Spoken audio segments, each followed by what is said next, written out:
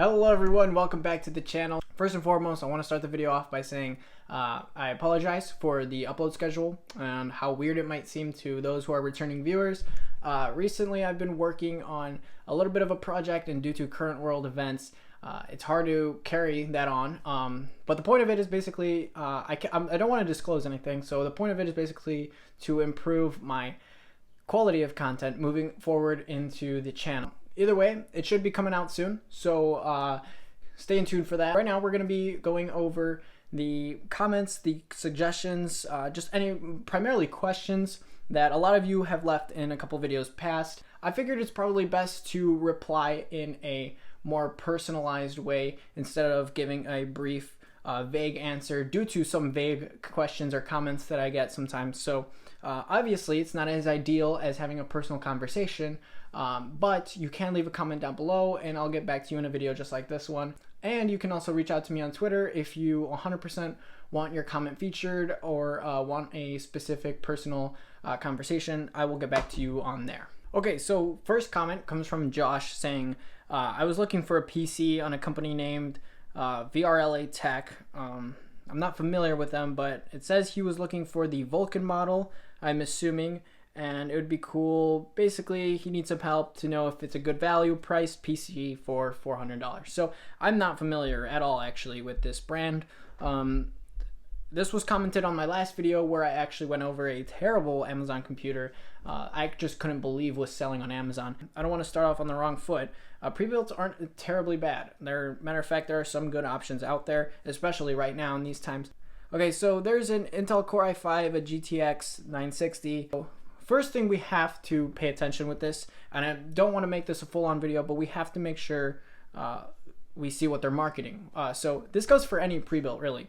If you're going to buy something, make sure you pay attention to what they're marketing, who their audience is. So basically ask yourself, are they targeting me with this computer? Like, what are you going to use it for? Gaming, video editing, streaming, rendering, things like that. There's a lot of things, different things you can use a computer for, and it'll serve different people. So the question whether a computer is for $400 is good or not can be very subjective.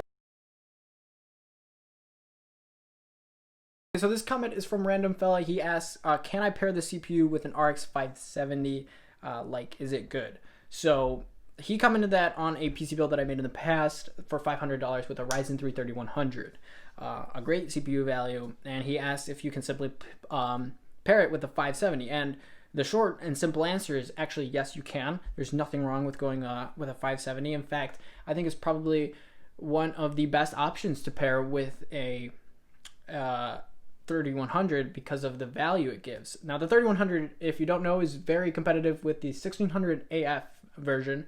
I personally think you might be getting a little bit more value in the 1600 AF simply because of the extra 2 cores if you take advantage of those cores. However, the 3100 is a great option also for strictly gaming. I say strictly gaming simply because if you're streaming or doing some more intensive tasks apart from gaming, you're probably going to utilize the extra 2 cores that you get in the 1600 AF.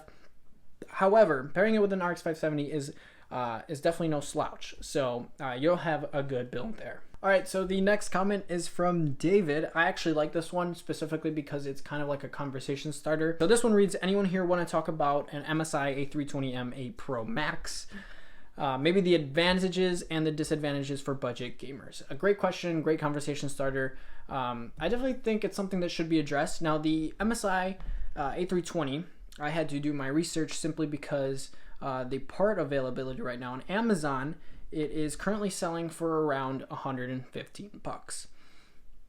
Would I buy this or would I recommend this for $115? Simply no. However, when we're not in pandemic times, the MSI is actually not a terrible buy.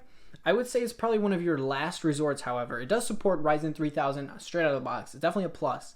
But the reason I say it's one of your last resorts is simply because of how budget restricted it is. So you're only getting 2 DIMM slots, which for me in most cases should be a deal breaker, especially because of the upgradability in the future.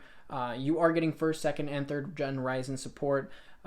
It's not B450 though, which is a bad part. So if you want to run something like a 3rd gen processor on an A320, it definitely means you're on a strict budget. It's not like forbidden, but it's definitely not the best. You're gonna want to pair that with at least a B450, and ideally a B550 in order to support future Zen 3 support. However, like I said, it really just goes down to the bare bones. If you find it for MSRP, and like I said, you fall into that category of where you need that kind of like to cut corners on that budget when you're looking for a build. If you specifically fall in that category, like I said, you can't, I guess you can't really struggle. Alexandru says, could you tell me the experience with the 5700 XT, because I keep reading that it overheats and FPS drops, plus stuttering, which ruins gaming experience. So the overheating and the FPS drops and the stuttering, that's essentially just a chain of reaction. It's not a separate problem. It's a chain of reaction caused by the 5700 XT overheating. So that's the cause. The effect is all the FPS drops and the performance decrease. But someone actually replied to that, Ashraf, saying that yes, also is it better than, I'm assuming he's trying to compare it to the RTX 2060 Super. The RTX 2060 Super is almost by all means better than the 5700X. So the people here, I'm assuming, are looking for gaming and streaming performance. And if you're looking for that, the RTX 2060 Super is better that because it brings RTX voice and NVIDIA's encoder into the play. And when you don't have that on an AMD graphics card, you're going to be using X264, and it's just not going to give you the best performance in your stream. And that's what they're looking for. So in that case, the gaming is just by no means is it going to be a slouch. So the RTX 2060 wins that battle. But when it comes to the 5700 XT, overheating and stuff like that, one of the only things I can really tell you here is that I'm not 100% sure which manufacturer it was, but they had a faulty cooler where it wasn't correctly applied onto, in simpler terms, it wasn't correctly applied to the GPU unit in the graphics card, meaning that it overheats and it caused to, obviously, like we mentioned, drop in FPS and performance in generally. But to solve that problem, it's not hard at all. It's as simple as buying someone else's product. The 5700 XT is not known for dropping in frames and consistently being bad, like certain pre-builts. However, it is required in this case, since there is a chance that you could get a graphics card from a certain manufacturer that does this. It is up to you to do your research to find out which cooler is best. So consider the scenario. Let's say you plan to buy a certain manufacturer card. I don't know how well Gigabyte's 5700 XT goes, but let's say you're trying to buy Gigabyte's. You need to make sure you're finding the right reviewer, the right information, the right research on Gigabyte's model of the 5700 XT, because it will not perform the same as someone else's 5700 XT simply because of the cooler. The models are all different. So when it comes to that, no, the 5700 XT is not bad. Yes, you do have to make sure you're careful what you're buying.